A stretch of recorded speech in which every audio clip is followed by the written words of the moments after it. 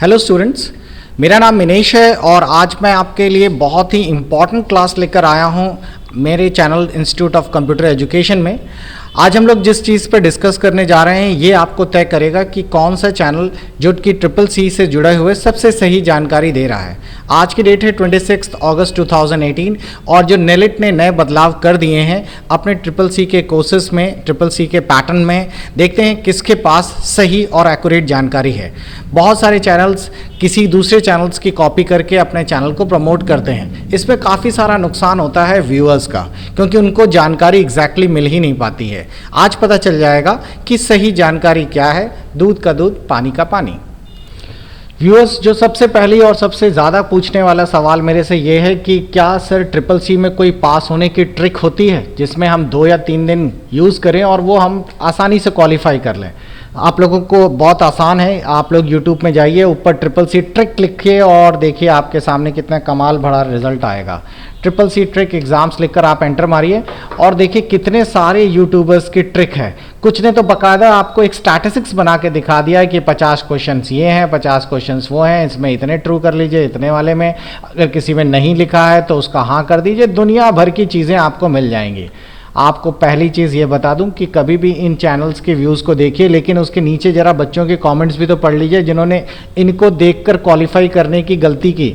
आपको बता दें कि ये सारे फेक है, ऐसा कुछ नहीं होता। अगर आप लास्ट पैटर्न पकड़ें तो आपको बता दें कि पास होने वाले यानी कि ट्रू वाले सवाल जो कि 40-42 में से थे 4 या 5 ही थे, मैक्सिमम क्वेश्चंस फॉल्स ही आए थे। तो इसीलिए आप कभी भी इस चक्कर में मत पड़िए। पहली गलती जो नॉर्मली करते हैं, कभी भी इस तरह की शॉर्ट ट्रिक का इस्तेमाल ना करिए कि आप तुक्का लगाकर पास हो जाएंगे।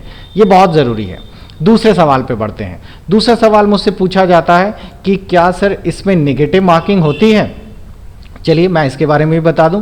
CCC में आप लोगों को नेगेटिव मार्किंग नहीं होती है। इट मीन्स कि CCC का कोई भी एग्ज़ाम्स जब देने जाते हैं तो आप कोई भी क्वेश्चन खाली मत छोड़िए, आप उसको ज़रूर यूज़ करिए, ज़रूर उस पर कोई ना कोई ऑप्शन टिक करिए। भले वो आता हो तो बहुत अच्छी बात है, नहीं आता तो उसे ब्लैंक मत छोड़िए, बिकॉज तुक्का लग गया तो आप ज़रूर क्वालिफाई कर लेंगे। और इसी के आधार पर पहली वाली ट्रिक भी वो लोग बताते हैं, क्योंकि उनको पता है कि अगर तुक्का काम कर गया तो फिर शायद से क्वालिफाई हो जाए। लेकिन अफसोस तुक्के हर जगह काम नहीं करते हैं, तो नेगेटिव मार्किंग नहीं होती है। ये आपको क्लियर हो गया।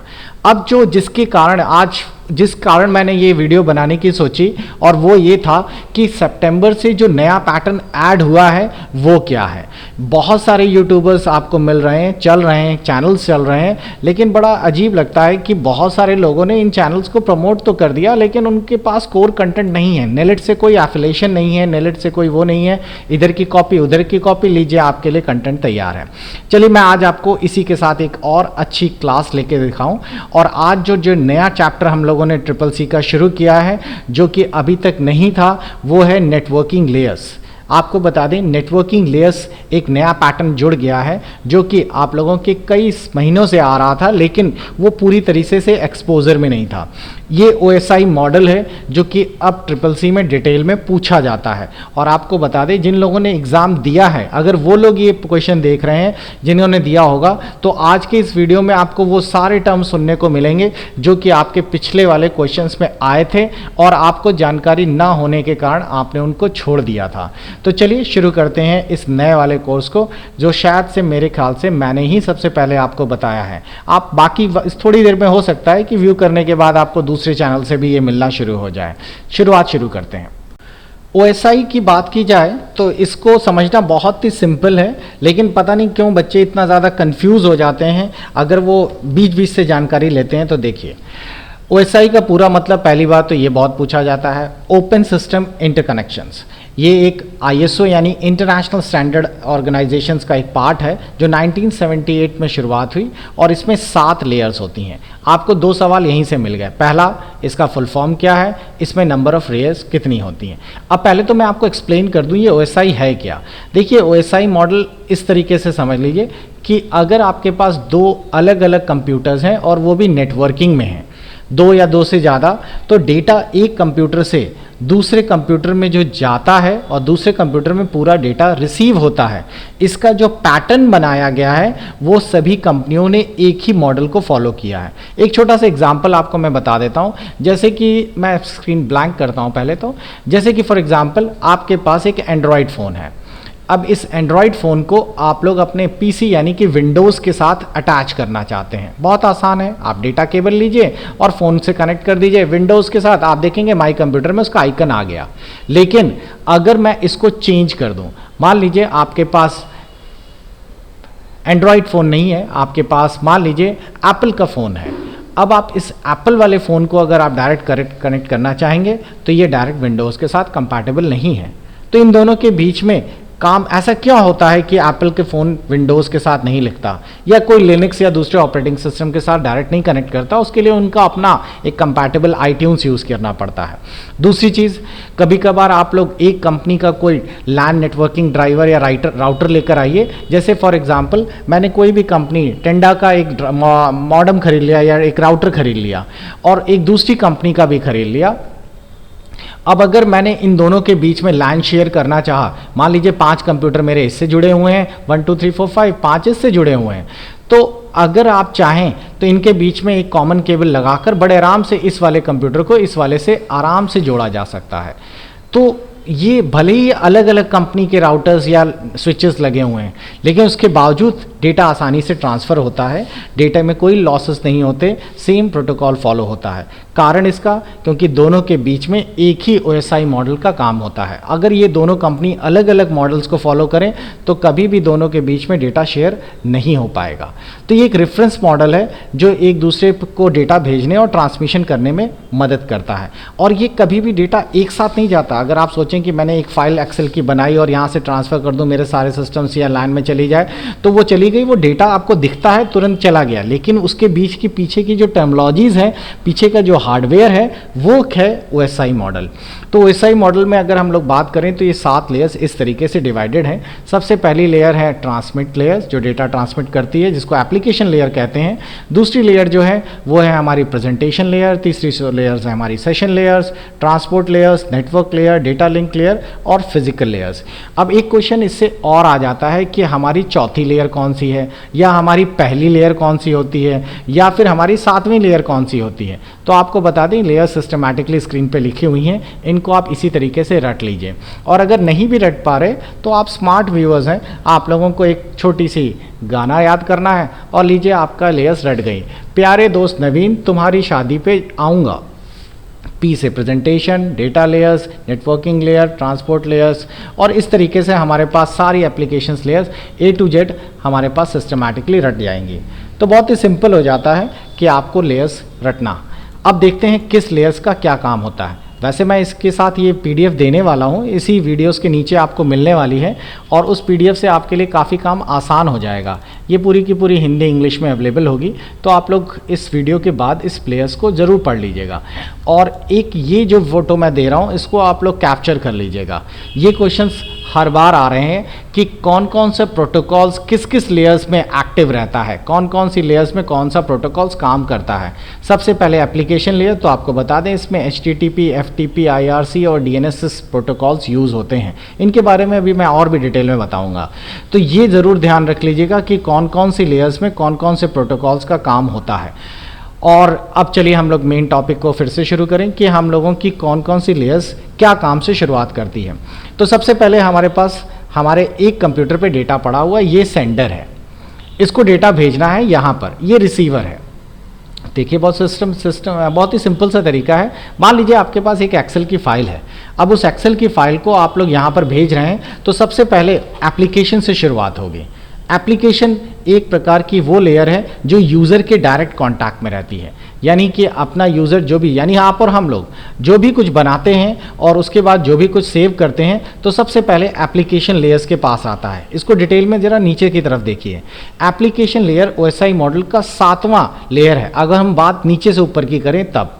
एप्लीकेशन लेयर का मुख्य कार्य हमारी वास्तविक एप्लीकेशन जैसे वर्ड, एक्सेल, पावर पॉइंट, इन सब के बीच में एक इंटरफेस करना होता है, यानी यूज़र के साथ जुड़ना होता है। इसे एंड यूज़र के नज़दीक रखा जाता है, यानी कि आप और हमारे पास सबसे क्लोज में जो अटैच लेयर होगी वो यही होगी, और इसके अंतर्गत HTTP, FTP और ये सारे प्रोटोकॉल्स काम करते हैं। अब जैसे आपने ब्राउज़र खोला, इंटरनेट खोला, सबसे पहले आप ब्राउज़र खोलेंगे, आपने गूगल टाइप किया तो आप देखेंगे उसके आगे HTTP लग जाता है।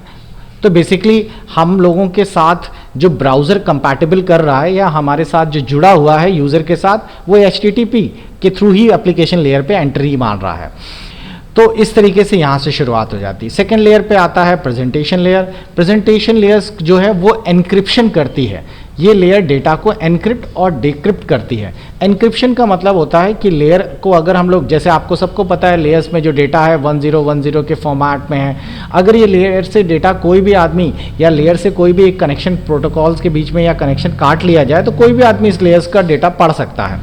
तो उसको एनक्रिप्ट करना बहुत ज़रूरी है, उसको कोडिंग में कन्वर्ट करना बहुत ज़रूरी है। तो ये प्रेजेंटेशन लेयर का काम होता है, और साथ ही साथ ये डेटा को कंप्रेस भी करती है, यानी कि अगर उसका साइज़ बहुत ज़्यादा है तो हमें लैन में या नेटवर्किंग में भेजने में टाइम ज़्यादा लगने वाला है, तो उसको कंप्रेस करने का काम प्रेजेंटेशन लेयर का होता है। उसके बाद नेक्स्ट है सेशन लेयर।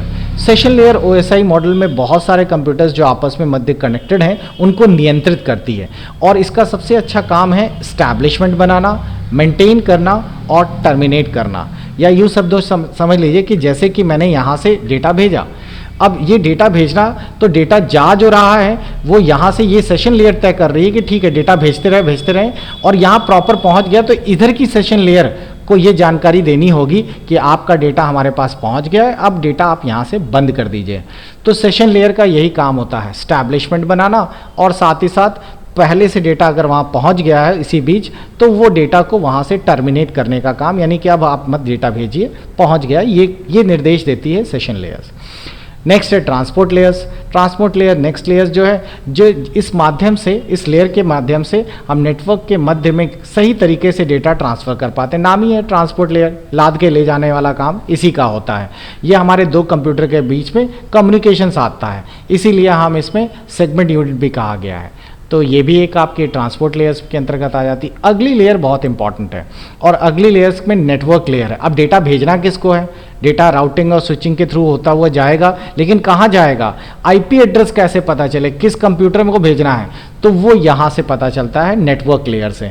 नेटवर्क लेयर जो डेटा होता है उसको पैकेट्स के समूह में होता है, जो छोटे छोटे, क्योंकि आपको पता है 1010 के जो डेटा है वो छोटे छोटे पैकेट्स में बन जाता है, और ये पैकेट्स को सोर्स से डेस्टिनेशन तक पहुँचाने का काम करती है। तो ये लेयर पता करती है कि डेटा जाना किस किस IP एड्रेस में भेजना है डेटा को। तो ये नेटवर्क लेयर का काम होता है। नेक्स्ट, इसी के बाद फिर आगे बढ़ते हैं, डेटा लिंक लेयर। ये OSI मॉडल का एक ऐसी लेयर्स है जो ये पता करती है कि जहाँ डेटा बजाना है वो डेटा पहुँचने वाले के साथ कंपैटिबिलिटी बनी कि नहीं, वहाँ कोई एरर तो नहीं आ रही, लिंक स्टैब्लिश हो गया कि नहीं हो गया। तो उसका MAC एड्रेस, उसका LLC, ये सारी चीज़ें वो पहले क्लियर कर लेता है और फिर डेटा भेजना शुरू करता है। तो यहाँ से आपका ये लेयर जो है उसका यही काम है, एक प्रोटोकॉल की मदद से वो आप लोगों के दूसरी जहाँ जिस सिस्टम में जाना है उसके साथ एक डेटा लिंक साध लेता है। और उसके बाद लास्ट में जो लेयर आती है वो है फिजिकल लेयर।